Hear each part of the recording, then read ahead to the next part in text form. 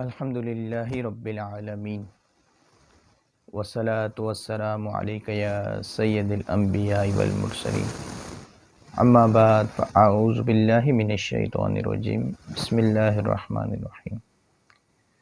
کروڑوں درود و سلام ہمارے پیارے آقا حضرت محمد مصطفیٰ صلی اللہ تعالی علیہ وآلہ وسلم کی ذات اقدس پر، جن کے صدقے میں اللہ تعالی نے ہمیں یہ دونوں جہان عطا فرمائے۔ ہمارا وظائف کا سلسلہ جاری ہے۔ تواتر سے ہمارے وظائف رزق کے حوالے سے، اولاد کے حوالے سے، بندشوں کے حوالے سے اور جادو جنات کے حوالے سے یہ جاری ہیں۔ آج ایک بہترین عمل کے ساتھ آپ کی خدمت میں ہم حاضر ہیں، اور یہ عمل ہے اولاد جیسی نعمت کے لیے۔ جی ہاں، جن کو اللہ تعالیٰ نے اولاد عطا کی ہے وہ اس نعمت کا بے حد اللہ تعالیٰ کی بارگاہ میں شکر ادا کرتے ہیں اور شکر گزار رہتے ہیں، اور جن کو نہیں ملی اکثر ان میں سے شکوے شکایت کرتے ہوئے نظر آتے ہیں۔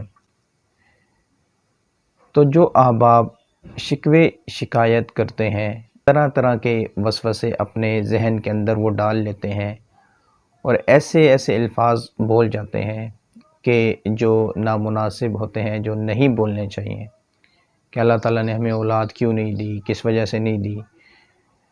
تو آپ سے گزارش ہے کہ یہ تمام شکوک و شبہات، یہ گلے شکوے جو آپ کے دل میں ہیں، ان کو اپنے دل سے نکال دیجئے، کیونکہ اولاد جیسی نعمت اللہ تعالیٰ عطا کرتا ہے۔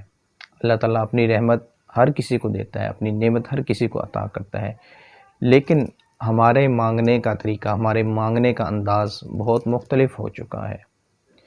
ایسے مانگیے کہ نبی کریم صلی اللہ علیہ وآلہ وسلم کی ذات کے اوپر درود و شریف پڑھتے رہیے اور اللہ تعالیٰ کو ہمیشہ یاد کرتے رہیے، اور اپنے دل کے اندر ایک اخلاص کی دولت لائیں۔ اخلاص کے ساتھ مانگیں گے تو آپ کو ملے گا۔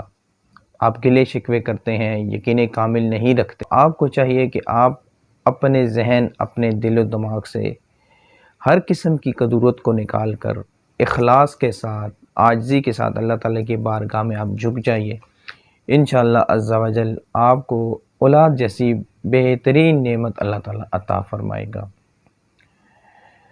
حضرت ابو ہریرہ رضی اللہ تعالیٰ عنہ سے روایت ہے کہ نبی کریم صلی اللہ علیہ وآلہ وسلم کے بارے میں فرماتے ہیں کہ نبی کریم صلی اللہ تعالیٰ علیہ وآلہ وسلم کو جب کوئی بھی مشکل امر درپیش ہوتا تو آپ پڑھتے سبحان اللہ العظیم، اور جب دعا کی صورت میں عمل کرتے تو یا حی یا قیوم پڑھتے۔ تو یہ عمل اس وقت پڑھا جاتا ہے جب انسان انتہائی مشکل کے اندر گرفتار ہو، انتہائی ٹینشن کے اندر گرفتار ہو۔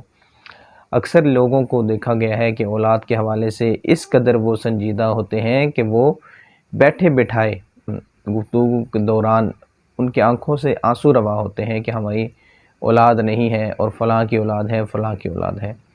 تو آپ کو اس مشکل سے نکالنے کے لیے آپ کے لیے آج کا وظیفہ انتہائی بہترین وظیفہ ہے۔ آپ اس وظیفے کو اپنے معمولات میں شامل کیجئے۔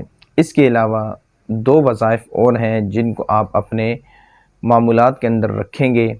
سبحان اللہ العظیم، یا حی یا قیوم دعا کے اندر جب آپ دعا کریں تو یا حی یا قیوم، یا حی یا قیوم، اس کے اندر بھی آپ اس وظیفے کو پڑھیں اور اولاد کے لیے آپ اللہ تعالیٰ کی بارگاہ میں عرضی پیش کریں۔ اور اس کے علاوہ آپ نے ہر جمعے کی نماز کے بعد، ہر جمعے کی نماز پڑھنے کے ساتھ ہی آپ نے یا باریو 10 مرتبہ پڑھنا ہے۔ یا باریو کو آپ نے صرف 10 مرتبہ پڑھنا ہے، اور دل میں یہ شک نہیں لانا، یہ شبہ نہیں لانا کہ یہ تو ایک چھوٹا سا لفظ ہے، اس سے کیا ہوگا، اور اس کو اہمیت نہیں دیں گے تو پھر یہ وظیفہ آپ کو کوئی فائدہ نہیں دے گا۔ اس لیے وظیفے کو چھوٹا سمجھ کر اس کو چھوڑ دینا، اس کو اہمیت نہ دینا، یہ آپ یہ سمجھ سکتے ہیں کہ شاید آپ کی قسمت میں ایک چیز ہے اور آپ اپنے ہاتھوں سے اس کو ضائع کر رہے ہیں، یا آپ اس کو اپنے دامن میں نہیں سمیٹ رہے، تو یہ ہماری بدبختی ہے۔